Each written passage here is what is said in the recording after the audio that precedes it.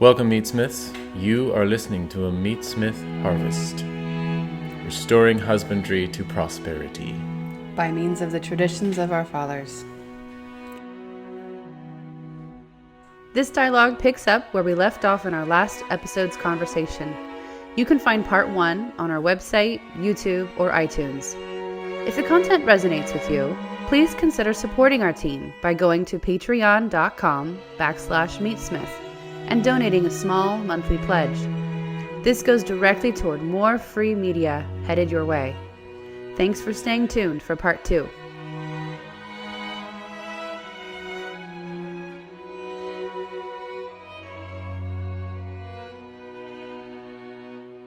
Trying to find out how we got started talking about all this, but we're talking about legacy and moving here in hopes that we could leave a tradition behind.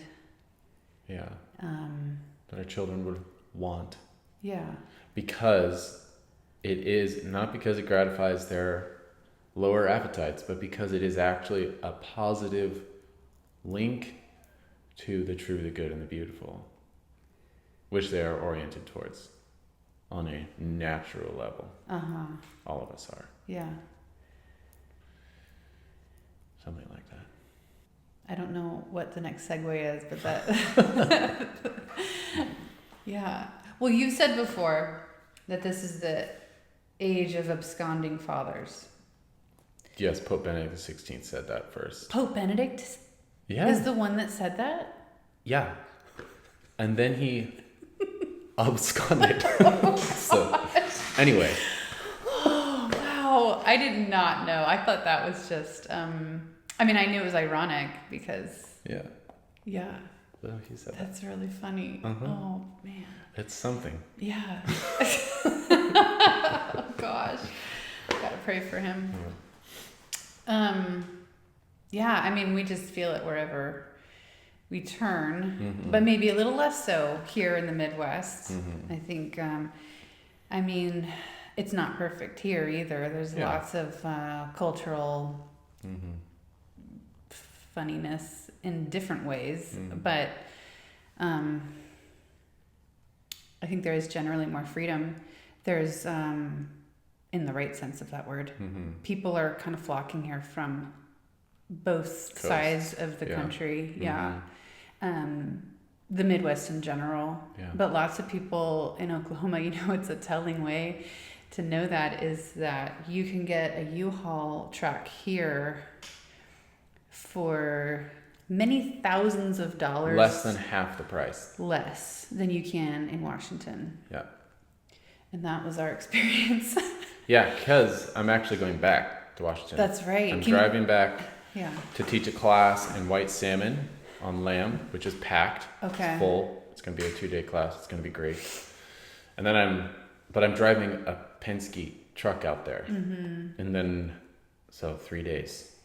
And then I'm going to drive up to Tacoma and empty a storage unit, which I could not pack the first time because U-Haul did not have the truck that I reserved. They had a teeny little one. Yeah. So I had to use the teeny one. Yeah. And I had to leave everything in the storage unit and just contemplate whether or not just torch it all or actually go back and get it. So apparently I'm going back to get it. It made sense because I have a class, so I can get out there. But you are renting a truck. Here. In Oklahoma. And I'm going to drive it back there because it's actually cheaper than flying out there and renting a truck in Washington. Yeah. By a lot. It's like less than half. Yeah. And that's how expensive trucks are in Washington right now. So. And you're in your driving places anyway. So there's many reasons actually, but it is funny that it's cheaper to fly or to drive an Oklahoma truck bound for Washington that's also then bound to go back to Oklahoma. 4,000 miles. Yeah. Yeah. But flying right now is not reliable anyway because flights are getting canceled and everything. So, and this is the month that you booked so many teaching classes. I'm going to drive across the country. If we count the initial drive, it's a couple times. Yeah, I'm driving out to Washington and back, and then I'm going to drive out to Virginia and back, and then I'm going to drive out to North Carolina and back. And then I'm going to be driven out to Arkansas, which is basically next door, and back in the month of November. So lots of traveling. Actually, it's nice I found the secret is to not kill yourself on the long hauls and stop frequently for gas, even if you don't need it. It does wonders for your mental state. And it actually makes it possible to enjoy, I think. If you're exhausted and strung out and sleep deprived, it's just a relentlessly miserable experience. So because of that, I look forward to driving on a lot of these trips. So speaking of that, can you back up and go over the story a little bit as you remember it in the fog? But like we all flew the family out on the airplane, and that was a trip too, because the whole masking thing on the plane I was really nervous about it, mostly because I'm at the very end of my first trimester of pregnancy, and it actually was making me nauseous to wear a mask, and I was already nauseous. So and you don't have lung capacity. Yes. I don't know if people know this. I'm losing it rapidly. But the baby squishes your lungs. So breathing is not... it's harder. It's difficult. Yeah. So we got through the plane trip, and then we landed, and then you left the day later, pretty much. And you were solo for like a week and a half. Was that how long it was? It was, Yeah, I just forget. It was such a fog. Yeah. And you had, I had everything in boxes. Yeah. But you had to pack everything and dismantle a lot of the shop. Yeah. Although, I couldn't take the walk-in. That's right. So tell us about that. Because I forgot that the walk-in was set up first, and then we framed in around it. All the trolley system. So the walk-in was like, it was perfectly integrated into the structure of the building. So I'd have had to destroy framing members to get the walk-in out. And I did not have time for that. So I came out here without a walk-in. I did take the cooling unit, which is the essential piece. So I have that. I have the machine that chills spaces. And when we got out here, or even before that, I was looking up walk-ins on Craigslist, Tulsa Craigslist, again. So we're going to build another shop on Craigslist. Everyone. I know. This is how it's going to happen again. Yeah.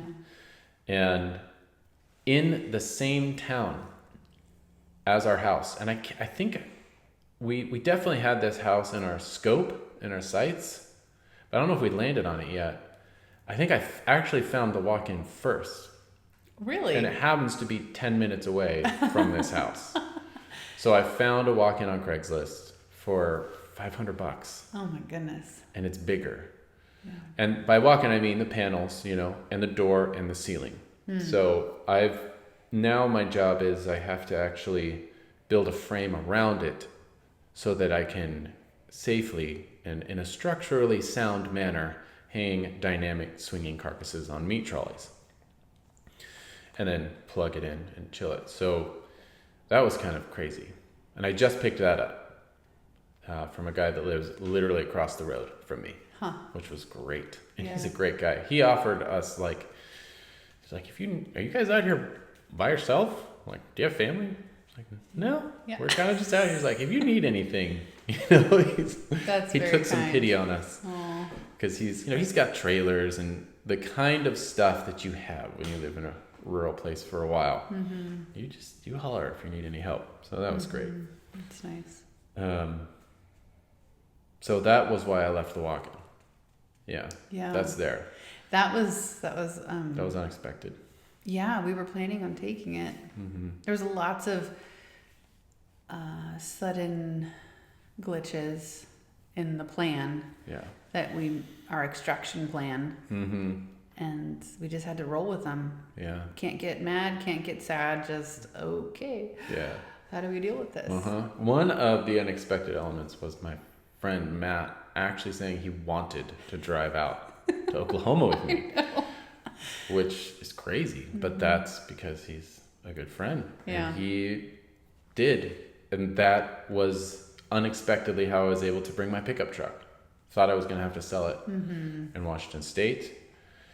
And that also meant by a succession of events that we could bring the family van too. It kind of enabled a lot of things in a circuitous, very complex way.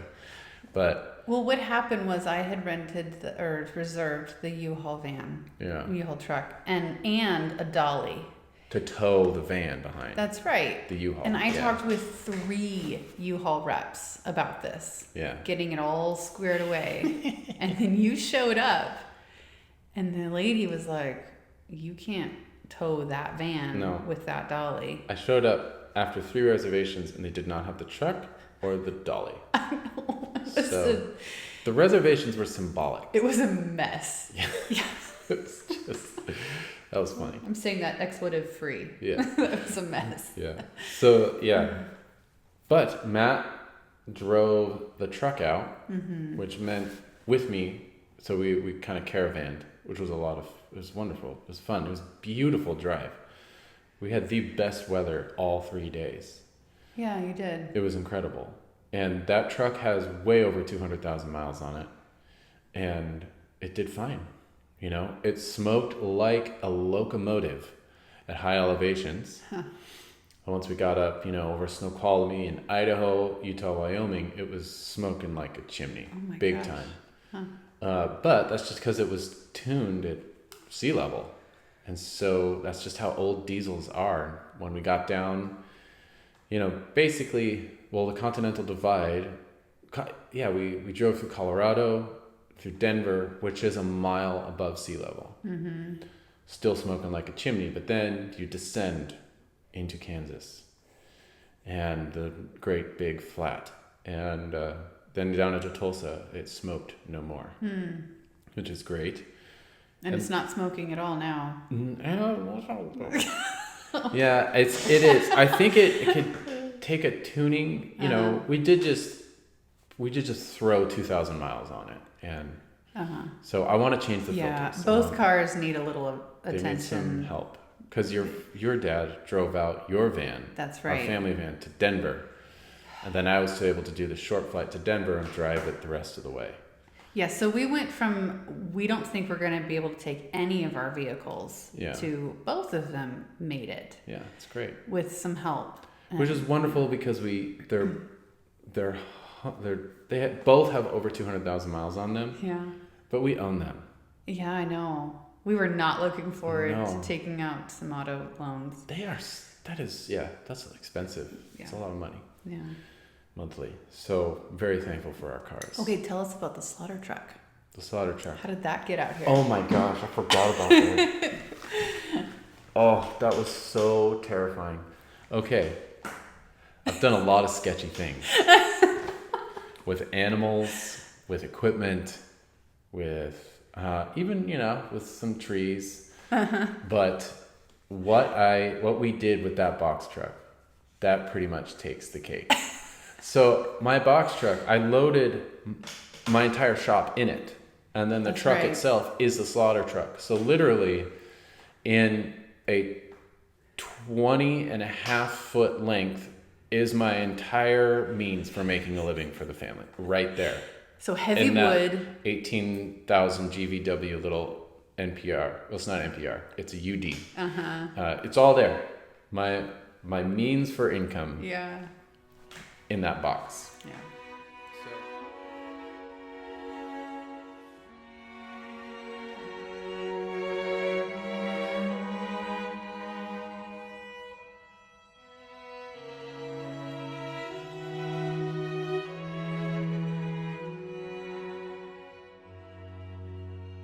So full of heavy wood. The big cutting table that we have for our classes was in there.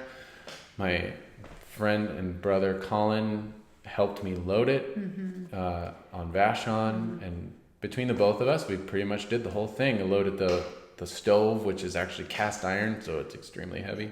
And heavy steel, the trolley. Heavy steel, all the trolley system was in there. Yeah. So it was stuffed to the rafters, probably a little too much for its ability. And I had to load that, so I decided not to drive it out there, but to put it on a trailer, a lowboy trailer behind a semi-truck with my Kubota and all of the attachments, all the PTO attachments for the Kubota, which, I could put 2 of them on the tractor, and so I had to put 3 others on pallets. So 3 attachments, a tractor, and a box truck on one big trailer. And you didn't want to put all those miles on your box truck like you did on the pickup or the family van. Yeah. It's just a little bit more special. I wanted it to be all bright-eyed and bushy-tailed to start to work when we got here. Mm-hmm. So I thought I could preserve it by loading it onto a lowboy tractor, that was an assumption. And fortunately, it all worked okay in the end. But getting that thing onto that tractor. So the hauler came out, and he had some ingenuity. He was a good guy, but he did underestimate, and I don't know how he would have known how much I loaded into that box truck. So it was riding lower. It was riding low. Okay. And so he hooked up the ramps to the back of his trailer so we could drive the truck up it. And I'm looking at those ramps thinking, that's real steep. Mm. That's quite an angle. Mm-hmm. And lo and behold, it was too steep. So oh my goodness, how did it even start? It was so sketchy. First, we drove the tractor up it, and that's easy. Tractor, no problem. But then we're like, we should probably put the truck before the tractor, so it's this side of the axles. It'll be a little more stable. So get the tractor off, and then I start to drive the truck up, and I hear this scraping sound, and that is the rear bumper dragging on the asphalt. Oh yeah. As I'm going up. So that hit first. But when you're in that position, when you're halfway up and you can't see anything, and it's a very steep incline, you're like, there's really no going back. We just kind of need to floor it and get this thing on here because he has to drive away today. Yeah. Right? Yeah. So I was going, and at a certain point, the tires are spinning. They're skidding. So I have my front tires up on the trailer, my rear tires at the base of the ramps, and my bumper digging into the asphalt, holding everything up. And I am bouncing because the rear tires are spinning. And it's, we're bouncing the whole trailer. And the whole truck is doing this back and forth. So that was interesting. That was fun. And so now the truck is stuck. It's stuck. Oh. Because we can't go backwards or forwards. Yeah. The rear bumper is literally anchored into the asphalt. We have my goodness. dug Okay. we left some marks on the, it is in it, into the asphalt. And because the truck was riding lower because it was full of stuff. Yeah. I think if it was empty, we just would have gone right up. Yeah. But I packed it to the gills. So now we're just stuck. We can't go forward and we can't get the truck off. So I know, we'll just reverse it off. It's like, no, you won't. Because you're just digging the bumper in more to the asphalt. Oh my goodness. So after getting some scrap wood, trying to make the incline less extreme, from the ramps, we finally thought the last resort was to actually get my tiny little Kubota involved. So I had the pallet forks on it, and this is so dumb. Don't ever do this. My little Kubota, it's just a 33 horsepower. It's a small tractor. It's whittle. It can't lift a ton. Like, that's the capacity. When I have 1,000 pounds on the forks, that's pushing it. That's too much. Right. I start to lose ballast, and I'm starting to tip, and it's putting too much strain on the front axle. It's not good. So it's a whittle tractor. Okay, and how much would you say, maybe you already said, but the full weight of the truck with all of it in there? Well, my truck weighs, without anything, because of all the steel inside for the structure, probably weighs 11,000 pounds. Okay. And then I stuffed it with my entire shop. And it's close, it's probably close to 18. which is its max gross vehicle weight. Right. That's the total weight that can be supported by the axles. Yeah. Before extreme structural compromise. So with my little tractor, hydraulics have the capacity to safely lift about 800 pounds. Oh my goodness. I decided to put those. So the truck, because it's on a ramp, it's way over my head. It's already 12 feet tall, but it's on a ramp. So now it's leaning over on me, and I'm envisioning all of my butchery equipment up against the back doors. Right. Because the incline is almost 45 degrees. It's crazy steep. And so I put, the whole time I'm driving up to it with my tractor, I'm going to put my pallet forks under my box truck. I'm thinking, this is a physical impossibility. What am I doing? This is more like, It's David and Goliath. Yeah. I mean, I might as well just do it with my body. I just might as well push on it and see if I could get it up. But it's shockingly, and I think it was the tilt, hydraulics are shockingly strong things. And so I could do a tilt on the forks while he's in the truck way above me in reverse. Because we need to get the truck down. Because we got to try to build up the ramps to make it less steep.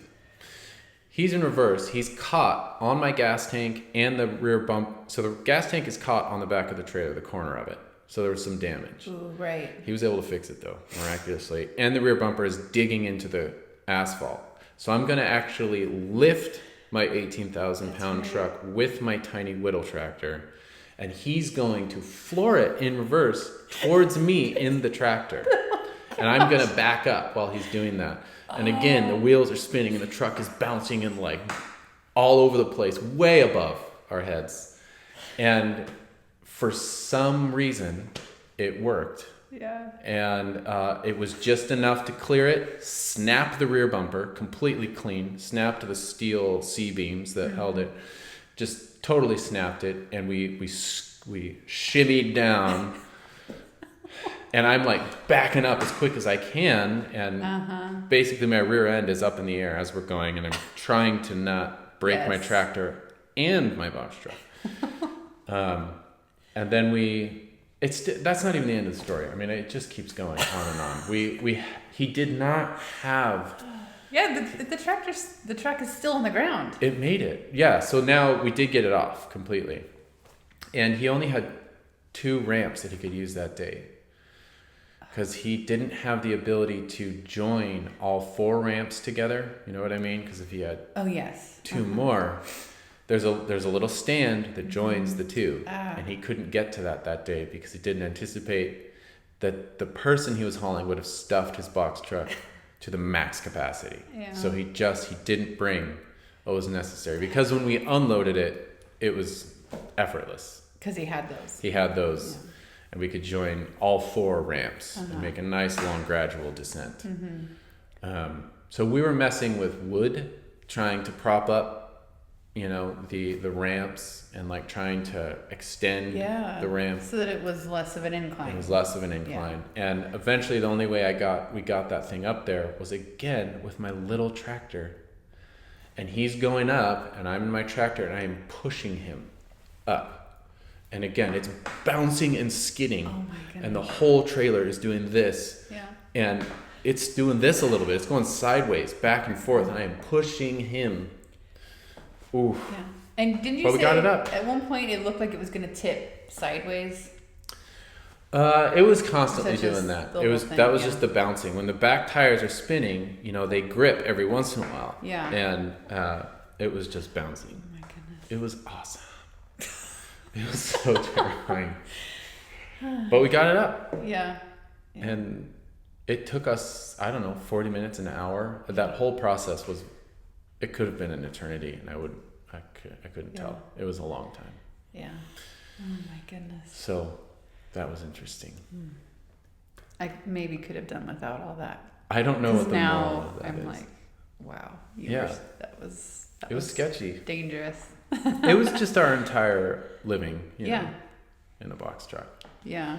The whole thing was in there. Well, you made it. We did. And thanks be to God. All of our vehicles did. And now we're here. And the drive was pleasant, you said. And eating out at fun places because Matt's father is kind of a foodie and looked up some nice places. He's a travel pro. Yeah. He travels for his job all over the country driving. So it was great. Matt had him on Siri dial, speed dial, and he would just call him, where should we stop in Twin Falls? And he would just because he knew okay, you've got a box truck and a trailer and a pickup, so these are the places it's easy for you to get to. And he loved it, so he was able to map out all the cool spots for us. I heard that Kansas needs to work on their burritos. Yes, we did. You try to eat authentically. I'm not stopping at Taco Bell on a road trip. It's not happening, so we'll stop at funky spots that look unique, and most of them are, hole in the wall. And we did, I think they call it a Kansas burrito. Oh, it was their unique take on a burrito, right? Yeah, which was it? It was a Kansas burrito, but I can't remember the exact title they gave it. But we saw it at several places. It's a Kansas burrito. Okay. This is in Wichita. Okay. We came down through Wichita. And the Kansas burrito is, it's a bland burrito. I think that's the point. It's a bland, messy burrito. Okay. It's sort of like steak and potatoes in a burrito. Oh. Yeah, it was not, there wasn't enough salt. You can say that. It was very bland. But yeah, was there anything south of the border about this burrito? No. Just the name. Huh. Just rolled up in a tortilla. Potatoes and, it was kind of like carne asada, but it was obviously steamed more than it was fried. Oh. You want carne asada to be browned a little bit. Yeah. And it was just basically poached in its own steam, so it was very bland. And then chopped potatoes. So it was, it was an experience. Yeah, we're very spoiled though as West Coasters. Oh yeah, we've had some good burritos. Yeah, and I think most of that burrito ended up on me because I was eating it while I was driving. Oh, okay. And it was, so that's what you look for when you're driving. If you're going to be driving while you're eating a meal, you're going to need a burrito. Yeah, because it's a package that is not messy. Right. Unless it's a Kansas burrito. Then it might be a little messy. How many people do you know you would say truly share your back to the land values? Or your passion for home-scale craft meat curing? Or simply love the multifaceted beauty of a good meal as obsessively as you do? Maybe a handful? At FarmsteadMeatsmith.com, we've created an online community of hundreds of omnivores from around the world and a platform for them to learn from and inspire one another. In addition to our major semi-annual hands-on educational event, The Family Pig, here at our Pacific Northwest homestead, over at FarmsteadMeatsmith.com, we host a purely digital membership program with an archive of film and textual resources years deep now, for you to dive deeper into your food journey with. And both our classes and online program include access to our private community Facebook page for your continued education and fellowship. We've been told that our classes are life-changing and the membership program unparalleled in quality and quantity. To get a taste of our education, search FarmsteadMeatsmith.com and our YouTube channel for our free films, conversations, and downloads. Explore how we and other meatsmiths across the globe may best come alongside you, putting the knife in your hand, article by article, and comment thread by comment thread, and can support you in building your home around the harvest. Please head to FarmsteadMeatsmith.com today. It was great. It was wonderful to see the changing of the landscape. And, the interesting thing is we get, I think, 42 inches of rain here, annual precipitation here just outside of Tulsa in Oklahoma, which is basically what we got on Vashon Island. It's the same. It's just on Vashon, you get it in a drizzle and maybe 2 storms a year. Like usually there's a windy, storm in the fall and then one in the spring where you might get a lot of rain coming down from the sky. But other than that, it's just 8 months of subtle light rain. Slow and steady. Yeah. Whereas here, we have these storms that pass over us very quickly.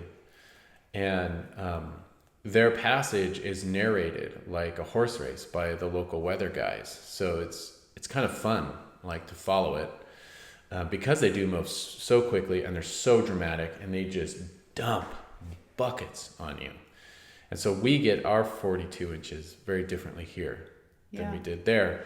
All that to say, driving from Washington, once you get up over Snoqualmie Pass and then you're Idaho and Utah, Wyoming, Colorado, that's all brown. At least at the end of the summer, that is brown. And I mean, it's just dirt. But then you dip down from Denver and get into Kansas, and as you go east, it starts to green up again. And then by the time you get to Tulsa, it's green. Yeah. Even at the end of summer when we were making that drive, which surprised me. I didn't expect the green to come back. Yeah. And it really did. So that was cool. Would you say the grass is greener? You could say the grass is greener. There's actually grass, for starters. Well, yeah, it's funny talking about climate because, so that was your experience. My experience was being in Tulsa. We found a lovely little Airbnb with the 7 kids. And I was like at the tail end of my first trimester nausea. So I was just... That's fun.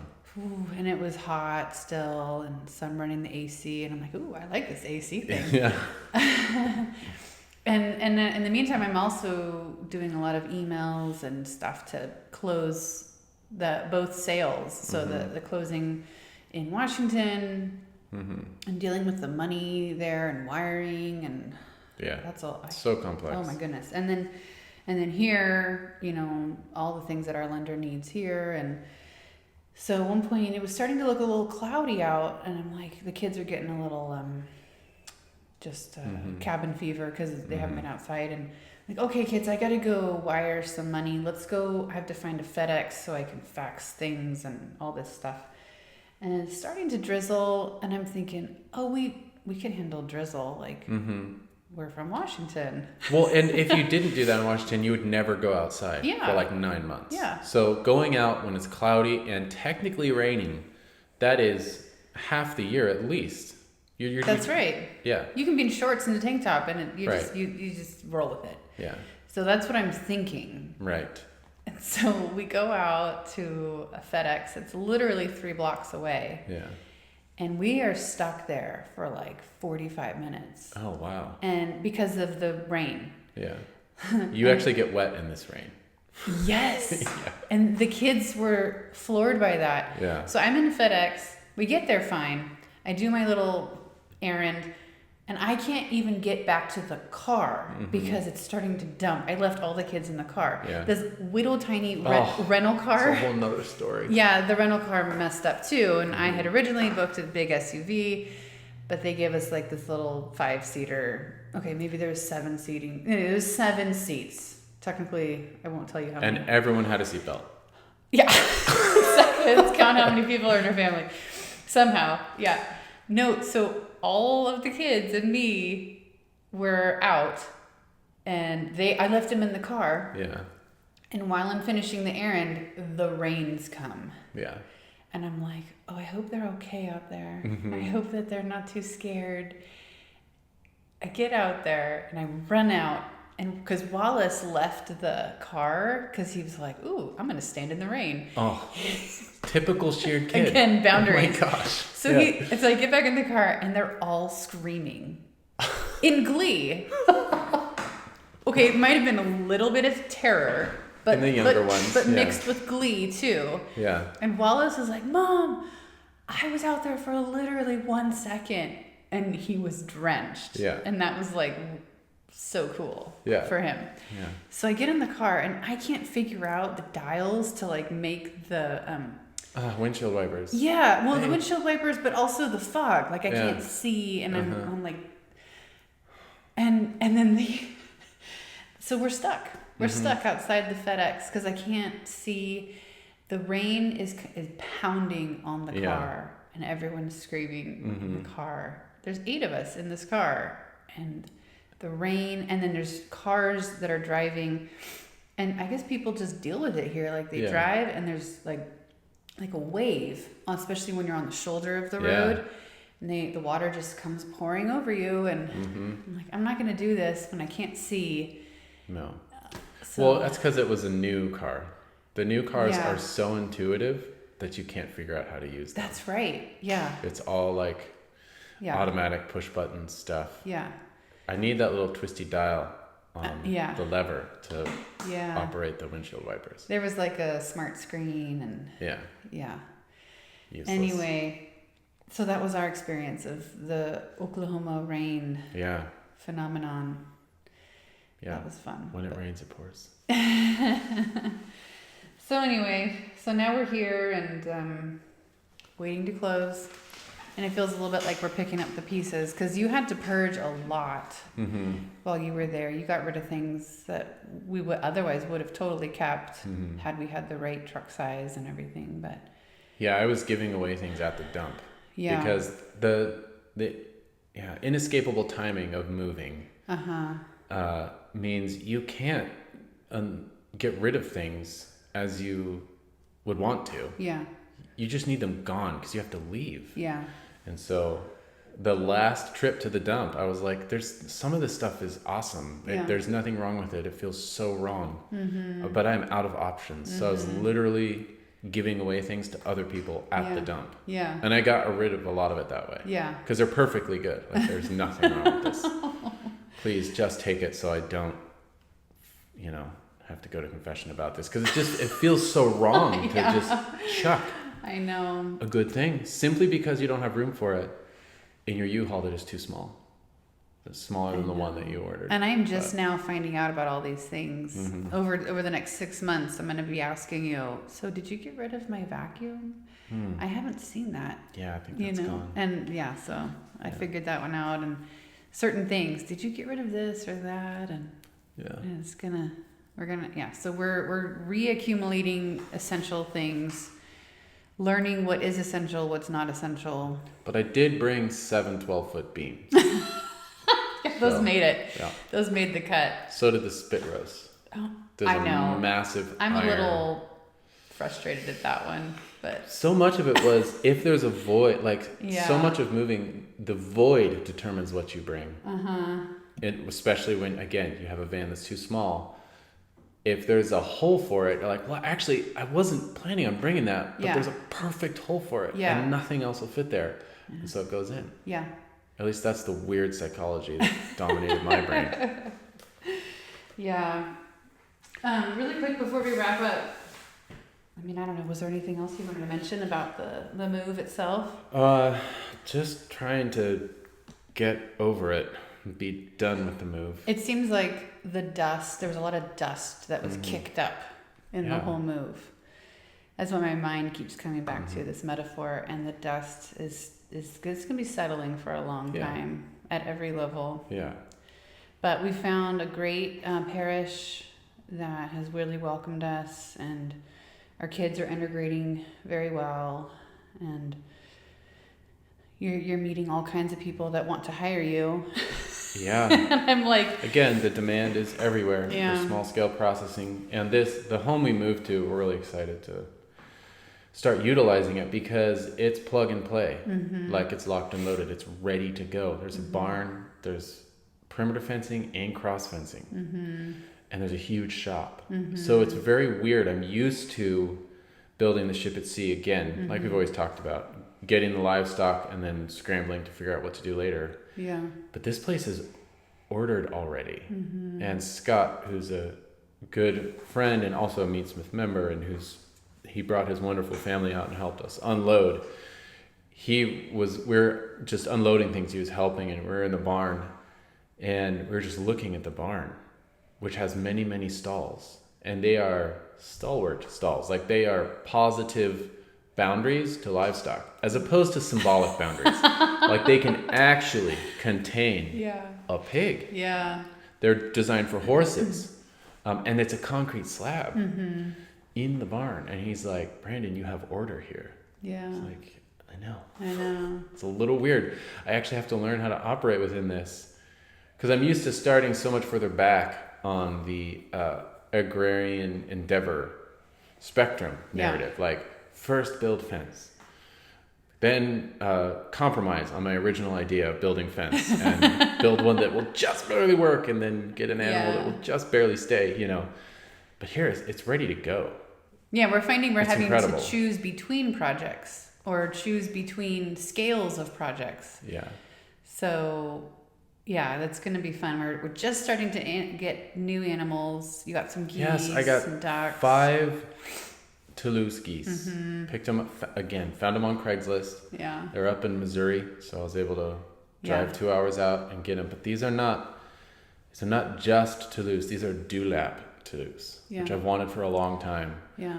Which means they have that, you know, baggy skin beneath their bill, and they're humongous. They're the biggest geese, and they have huge keels and lobes in between their legs, all indicating a very generous deposit of goose fat. Yeah. Which is what I want primarily from a goose. So I was really happy to find them because they're very expensive and they're very difficult to find. So they were the first. It feels right to get those first too, because they were something that we were talking about doing as our next thing in Washington. Yeah. But we couldn't. We kind of had to cut that short. You know, you were going to build the poultry fatting house next. There's already a poultry fatting house here. Yeah. Did I mention that? So it's in the middle of a 4.5 acre field. Yeah. And it's huge, and it's for poultry. Yeah. It's totally poultry safe. Because there's snakes and lots of things that want to eat poultry out here. But yeah. so that's there. Yesterday we just got 20 Pekin-Dale chicks, ducks, chicklings, as Beatrice used to say. Yeah. But they're ducks. Yeah. And we're going to raise those for meat, and hopefully that will augment our Christmas feasting when they are ready for slaughter. And we planted the winter wheat, which is coming up, and we planted the garlic. That's right. So we've got some agriculture happening here. And so much more good. We can raise beef, which we haven't been able to do before. Yeah. Yeah, we're very excited about it all, and we're starting to build the life again.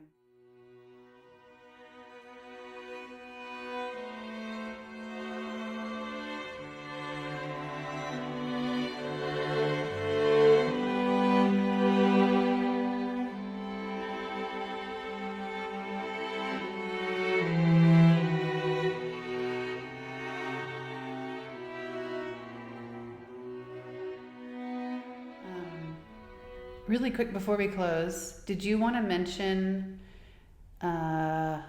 what happened was you did a webinar recently. Oh, yeah. And I'm going to go check on the kids because I think I hear something down there. Okay. But if you could mention what your connection with the Virginia so thing I can just do it really quickly and then we Okay. can sign off. Yeah. Well, no, it's okay. Okay. Take your time. We've got a few minutes that we could do that. Okay. I'll be right back. Yeah, the Robinia Institute, which is basically it's a savory hub on the East Coast. Should I put this thing on? That way it looks like a podcast is happening. The Robinia Institute, kind of partnering with the Tim Shell Farm, which is run by Daniel Griffith, and he is a savory hub. Savory as in Savory Institute, Alan Savory's network of farmers that grow livestock regeneratively and do all kinds of things holistically. Basically, not at the cost of anything, but only at the symbiotic building up of all the things. So, in accord with natural order rather than against it. Anyway, through the Robinia Institute, they hosted a webinar, an online webinar, and I got to be part of that with Daniel Griffith. And we talked about tradition and descaling livestock processing in this country. Kind of following the principle of subsidiarity, that which can be done by the smallest unit of society should be done. That then the larger organization, whether that be the county or the state or the federal government, would then subside. They would sit back and let the smaller do that which it is competent to do well. And usually much more competent than the larger organization because it is local. And so we were talking about descaling rather than upscaling, or rather than scaling animal livestock processing and harvesting, and what that might look like. So that was a lot of fun, and that can be found through the Robinia Institute. We'll post it too. I think we'll kind of post it as like an extra podcast. So it'll probably be on farmsteadmeatsmith.com, and then also on if you look up a Meatsmith harvest on Apple, it'll probably be there as well. But descaling a lot of this, which is kind of what we do. I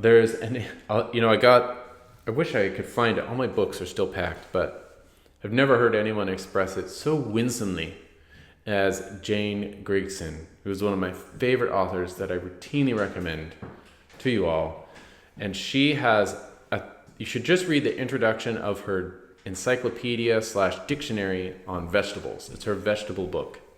And she has the introduction to that. I think it ends, the last sentence of that.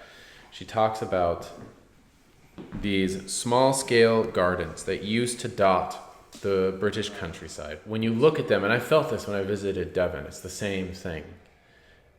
It's beautiful. There is this principle of order that is apparent just by looking at the landscape, as opposed to The Octopus, which is another great book, and it's written about the San Joaquin Valley and the wheat production there, and how different that looks from this small-scale vegetable production.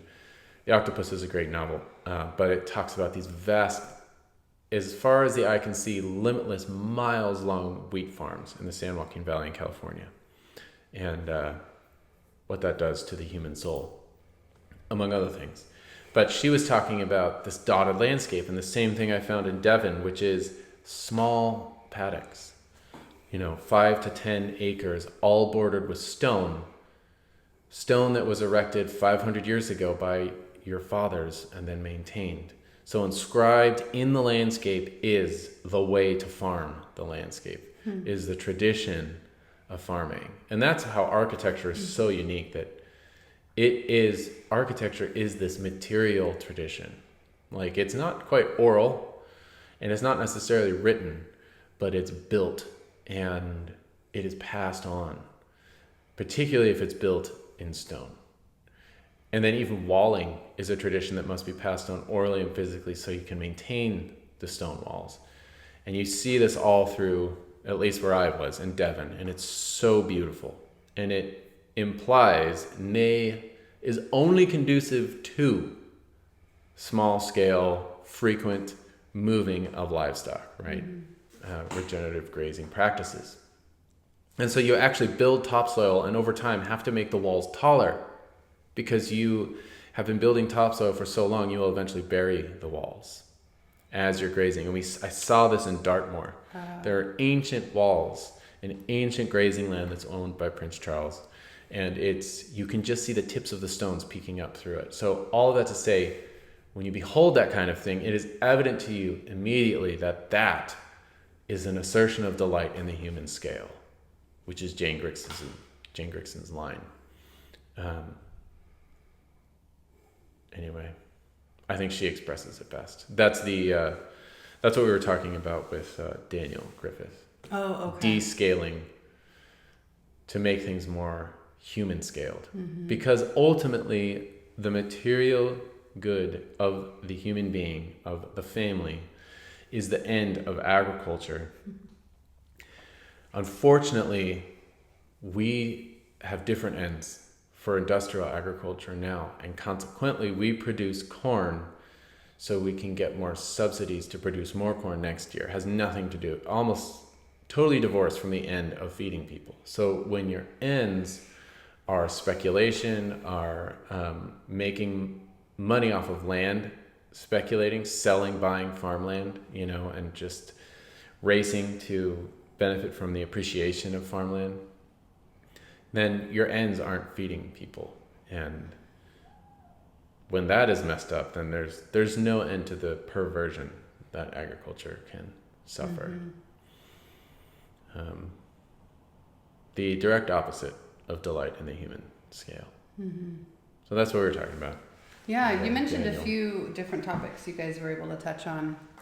And so you found out that he recorded the conversation. Yeah. And I don't know if you said. I did, yes. It'll be available. We'll put it on, wherever you can find our podcast. Yeah. It'll just be a bonus. Another podcast. episode of some kind. Yeah. We'll do that soon. Yeah. So. Yeah, I mean, I think it's hard to find good farmers without finding good thinkers, good philosophers too. And so, it's easy to meander into really interesting topics. And he was Aristotelian is what you were telling me at one point. Yeah, we talked about the Nicomachean ethics. Yeah. Habit, virtue acquisition. It all of that works because that's part of the natural order. So it's not an ideology imposed upon artificially from outside, which I don't even know what is outside of reality. I don't know. But on top, it's actually a natural philosophy. It arises from the limitations around you, which you can accurately perceive with your senses, which is how all knowledge comes to us, through the senses.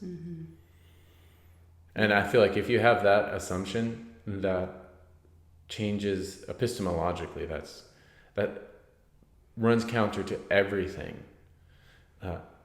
in modernity right now. Modernity is predicated on the notion that your senses are either unreliable or that reality doesn't exist. Right. And that's where we get all of our modern philosophies and so much of the fragmentation of human life and the disjointing of human endeavors from their ends. It all comes from that fundamental epistemological kind of Kantian, Cartesian error. Yeah. A mistrust of your observational skills. Yeah. That you see something, but that's not really what it is. Or it doesn't exist. It's only your interpretation. That's all that's there. Yeah. Not an objective reality that you can butt up against, which is only a position that you can hold if you don't farm, if you're not part of the natural order. Right. Because you're constantly running into limitations on your land that are irrefutable. Well, it's interesting too because we were just watching someone who wrote an interesting book on a correct environmentalism, and they were starting their whole episode by saying that a Cartesian way of looking at things ultimately starts through doubt. Yeah. Right. Doubting your senses. Yes. Whereas an Aristotelian begins ultimately by faith, but not quite in like the religious sense either. Just trust. Yeah. Trust in your senses and.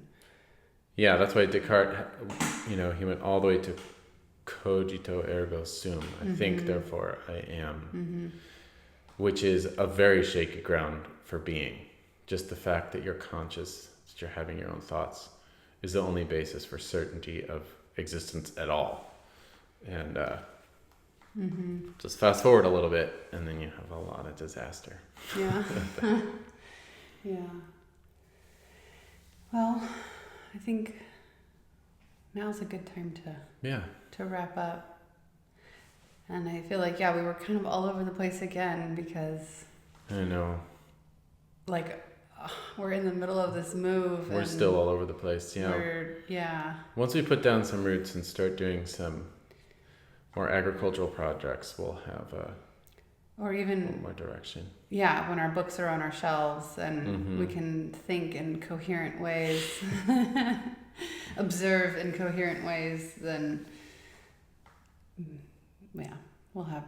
Hopefully, we'll be able to record more. I'm anxious to see. We are in a room right now. I don't know if anyone has noticed this that's watching. This is called a room.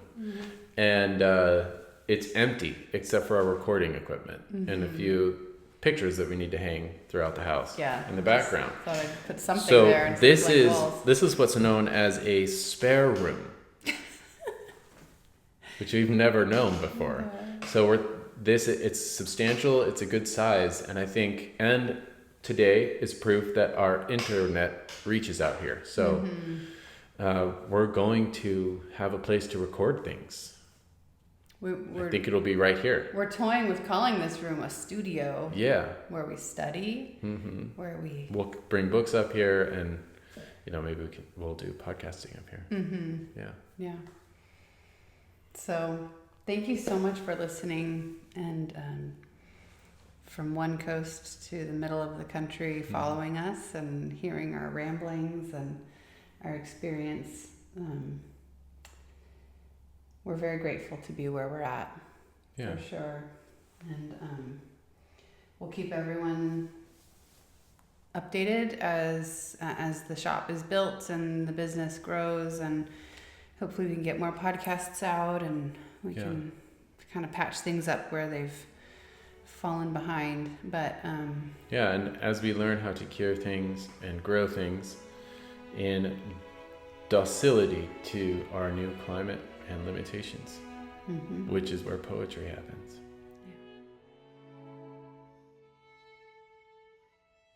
So thank you again, Meatsmiths, for listening to our take on all things meat making, householding, and culture keeping. We hope it's helped you in growing your home around the harvest.